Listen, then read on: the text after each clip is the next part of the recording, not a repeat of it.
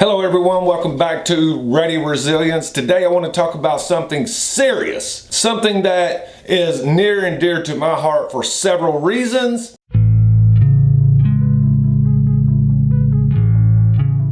But if you've been on YouTube and if you searched the YouTube history or watched the trending of YouTube, you will notice that Logan Paul released a video of his vlog series exploring Japan or whatever, but he went and visited the suicide forest. Now, let me show you a clip of his reaction of finding someone hanging in suicide forest. I really hate to say this. I think there's someone hanging right there.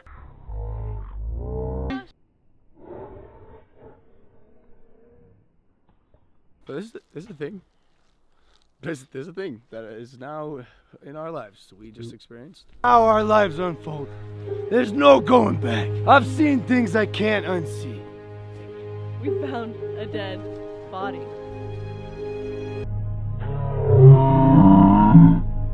What the fuck?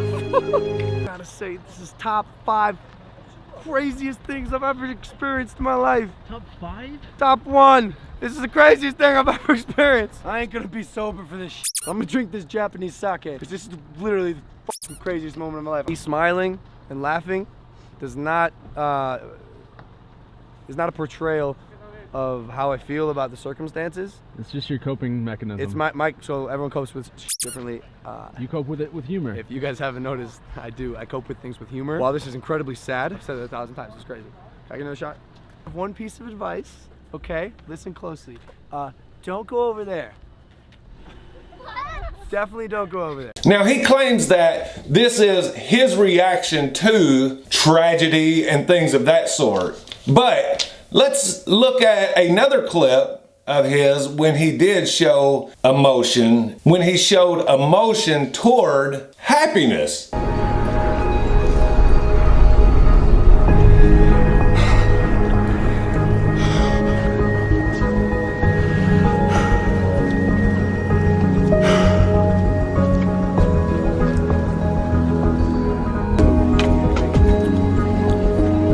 Unbelievable. Now I understand that there are 2 different spectrums there, and I work in counseling and I know that people do laugh at funerals, they grin at funerals and things of this sort, but to find someone hanging in a tree and you're laughing about it is very disturbing. And then you see him crying because he sees with the colored glasses on, which again, I think the colorblind glasses was for views, and I also think that maybe this was set up for views as well. But this is nothing to laugh about. Let me explain something to you.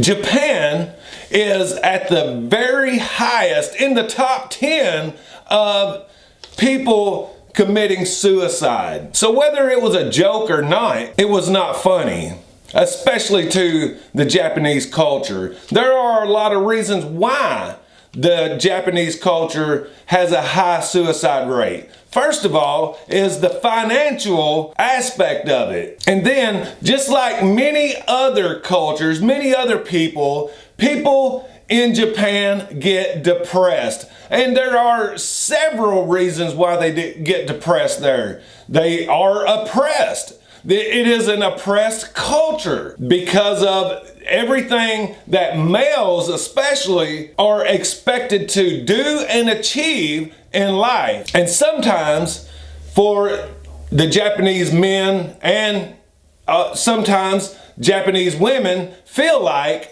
the only way to escape these things is suicide. Suicide is effort to escape adversity in life. And this is why Ready Resilience exists. This is why I created this channel, to help people overcome situations in life. Now let's talk about the mental health field in Japan. Though we may think that Japan is ahead in technology and ahead in many different areas, but it is really behind on mental health. Here in the U.S., we have a crisis in the mental health field. And when people have mental health issues, there's a huge stigma about this. People don't seek help and people don't want to help others. And our statistics here in the US is nowhere near close as what it is in Japan.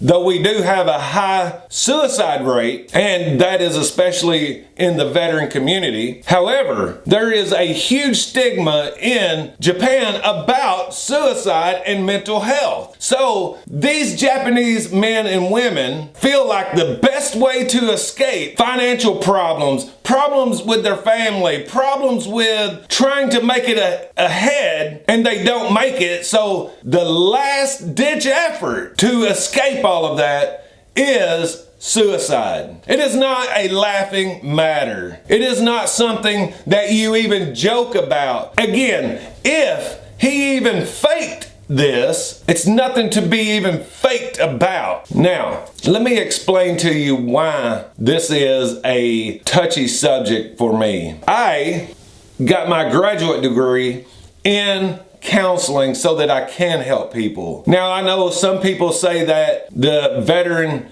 suicide rate is 22 a day, which I don't know if that's true. I don't think it is, but it is a high number. So I help veterans. I try to help as many veterans as I can to help them overcome situations. And not only that, when I was really young, my brother committed suicide. He did this over drugs. He did it while he was high. So that's why I speak out against drugs so often, and why I don't like this subject and people taking lightly the suicide rate. And because of the many adversities that I had when I was growing up, I also was suicidal for very many reasons, and that's something I'll talk about here on this channel. Suicide is the last cry for help to a problem in life, and it really sucks that some people feel like they have to commit suicide to escape adversity. And it is no laughing matter. It is nothing to be taken lightly. It's not. It's one of the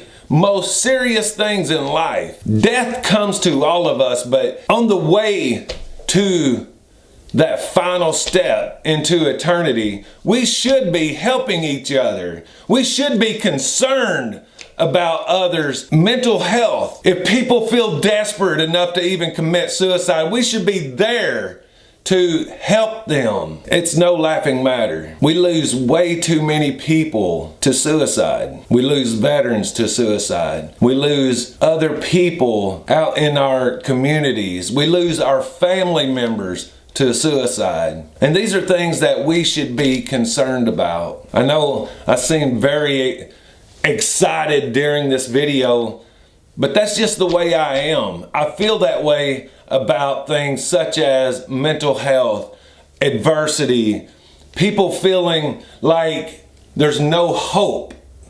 And that's what this channel is all about, trying to help others overcome these situations and find hope in something bigger than ourselves. That's why I do what I do. But I'm not going to keep on rambling about this. And the last thing I will say is that I'm going to put the suicide prevention hotline in the description. And let me know in the comments if you've ever felt suicidal, or if you know someone that has committed suicide. And let's talk about this. Let's break these stigmas, because you'd be surprised how many people think about it. And if after you have called that suicide prevention hotline, if you feel that way and you still need more help, email me. I'll put my email in the description as well, because this is something very serious and something that we need to defeat in 2018. Again, I don't think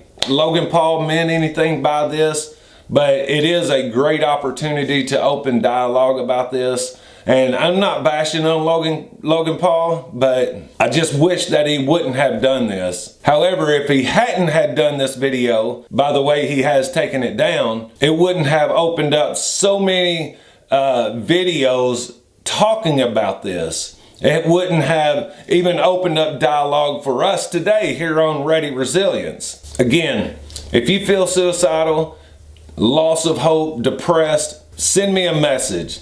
Call that suicide prevention hotline and let's defeat this together. That's going to do it today. And if you like this video, please hit a thumbs up. And if you didn't, hit the thumbs down. Comment below what you think about this Logan Paul fiasco. Do you think it was a fake? Do you think he really found someone that was hanging? Let me know what you think about it. And that's going to do it till next video. I hope you all have a blessed day and become overcomers.